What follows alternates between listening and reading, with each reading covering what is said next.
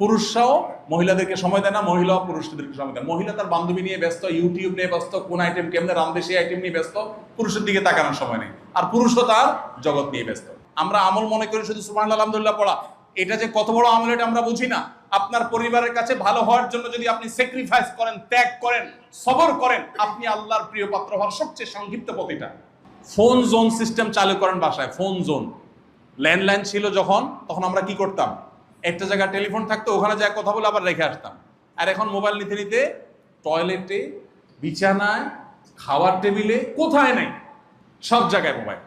এই আসক্তি আমাদেরকে ধ্বংস করে দিয়েছে। এই জন্য এটা থেকে আমাদের বেরিয়ে আসতে হবে। উত্তম আদর্শ মডেল হওয়া এটা পরিবারের জন্য খুব জরুরি একটা বিষয়, বিশেষ করে বাচ্চাদের জন্য। বাচ্চারা কিন্তু শুনে শিখে না, তারা দেখে শিখে। বাচ্চারা কিতে শিখে? দেখে শিখে, শুনে শিখে না। লেকচার দিবেন লম্বা লম্বা, করবেন উল্টা পাল্টা, বোরে গালি দিবেন, বাচ্চা শুনবে গালিটা, ও কিন্তু গালিটাই শিখবে। মিথ্যা কথা বাচ্চার সামনে বলবেন, আর বাচ্চারা বলবেন বাবা মিথ্যা বলতে হয় না। তখন বাচ্চা মনে করবে যে এটা কথার কথা, মূলত ওইটাই করতে হয় যেটা বাপ করতেছে।